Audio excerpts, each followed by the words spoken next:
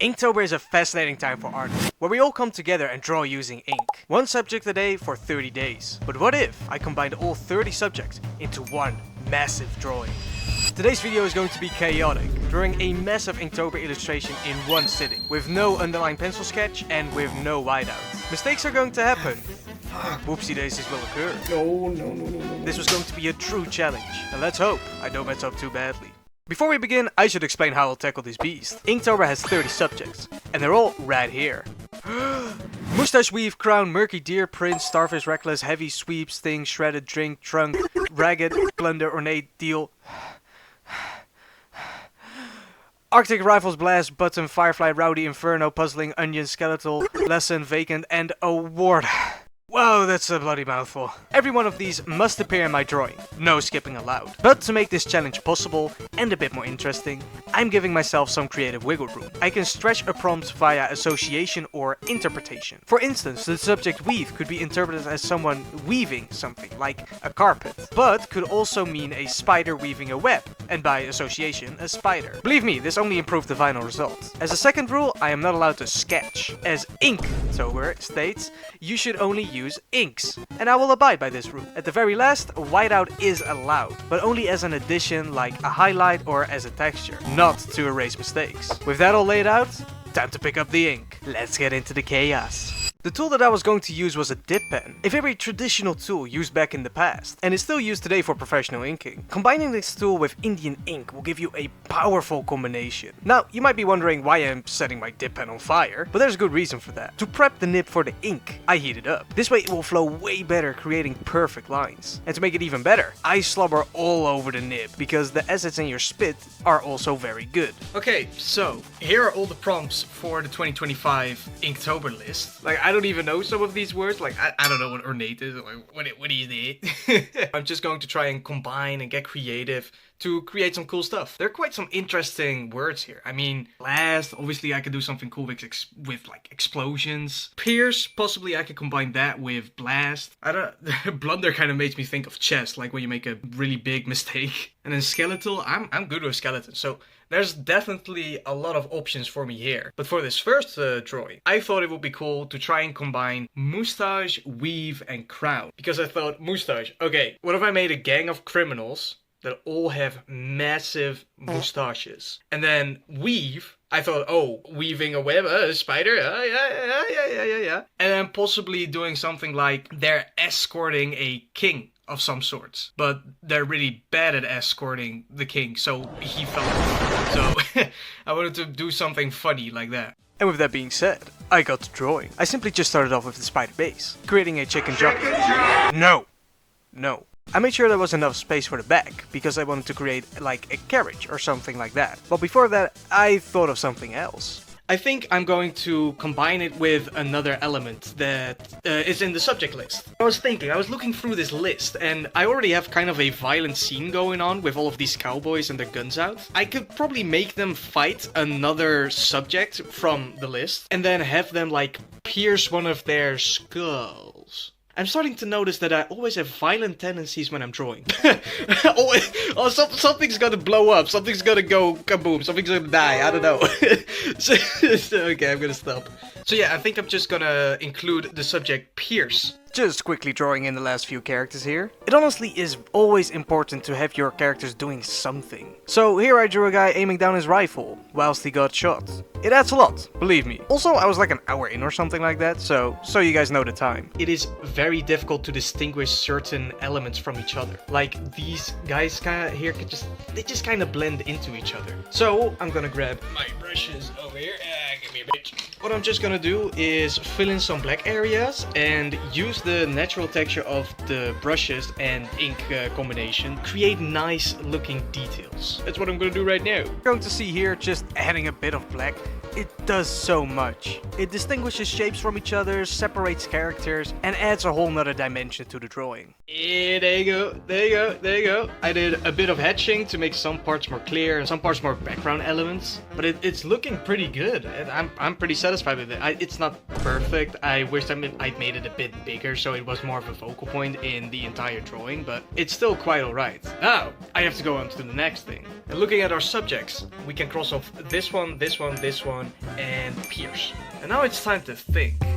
I'm going to be honest, I have no clue what I'm going to draw next. When I saw all of the subjects, I was very confident that this would be an incredibly cool illustration, but I don't know what to do else. I have no clue. I've only covered 4 of the 31 subjects. What? No. After some time, I decided on an elephant with some of the other subjects mixed in. It would cross off heavy and possibly reckless if I implemented it well. I tried combining the elephant with other animals, like the deer and starfish. Also, the subject ornate was something that I needed to include. Apparently it means to decorate or something like that, so I thought it will go perfect with the elephant. Like one of those decorated elephants in India. But well... Okay, so I'm just drawing this elephant, right? I'm like thinking about where to place stuff and what to do, but I'm starting to realize, it's starting to look a tiny bit kinky.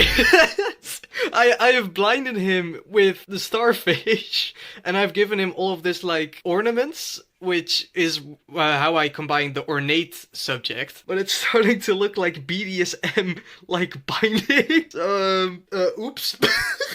It's funny though. I'm a roll with it. I'll tie this sucker up. I'll roll with it. Yeah, I just decided to put the deers on the back, and they're like the police. Because of course these criminals are escaping, they have like some cash, they have stolen the king, quite literally. And now these deers are just trying to defend and bring it back. They're not very good at their job though. I did it, I finished it. This is the second part of the drawing. You might say, what do you mean? It isn't finished. What do you mean? You have like an entire bald spot over here. Like, what do you mean it isn't finished? Well, I am actually the most intelligent man on Earth. Because, well, as you can see here, number 8 is reckless. And I thought, hey, that would go perfect with this out of control elephant that could possibly go recklessly into another, like, subject. Like, bash it in and destroy it. Which could also combine with some other of these subjects. So, I'm gonna do a tiny bit of thinking. It's probably going to be some sort of chess cafe. Number 16 is blunder. And of course, in chess, the number 1 move that I make is a blunder. And then I can combine that with all types of other stuff. But for example, rowdy. I can make it like a very busy, rowdy cafe. Rivals could also work. I could possibly draw someone like Hikaru and Magnus Carlsen. That's it. I could draw them like playing a chess match against each other and just one of them blundering. It could be pretty funny. Honestly, Hikaru would just do it for the memes. Did a little mining off camera. Yeah, no, I did the building though. This elephant is like crashing into it, so it has a tiny bit of breakage here. We have 2 guys playing a chess game, and one of them completely blundered.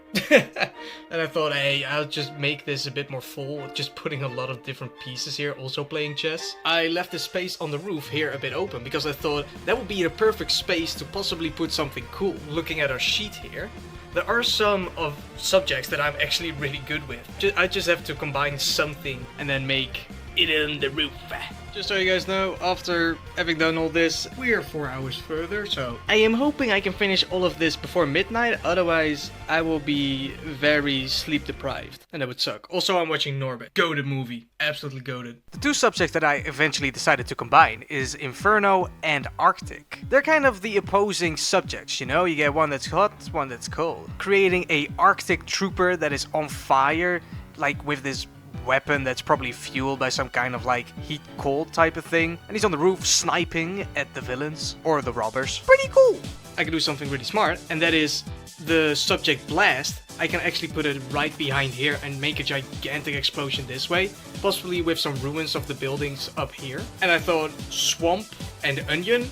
Ah, come on, that's Shrek. Let's get real, that's Shrek. So I thought I would have a building exploded here and then Shrek in a bathtub full of mud eating an onion. I mean, it's perfect, right? It's gotta be. With this being the last really big illustration that combines several different subjects, it is now time to tick off all the other ones that I couldn't include in one of these big ones. The subject Rowdy was already supposed to be included in the chess building, but it wasn't clear enough, so I just had people running around in the streets being all panicky from what's happening. I also needed to include the subject Firefly, which I had no clue what to do, but I just decided on something simple and just made a cowboy Firefly with his bug gang. A bounty board on the side of the wall to kind of show the subject of award, because of course if you complete a bounty, you get an award. And then I just had to do the last few ones. which were things like ragged, drink, and skeleton, which is just included in tiny little details. And after all that, and over 7.5 hours of work, I finished it.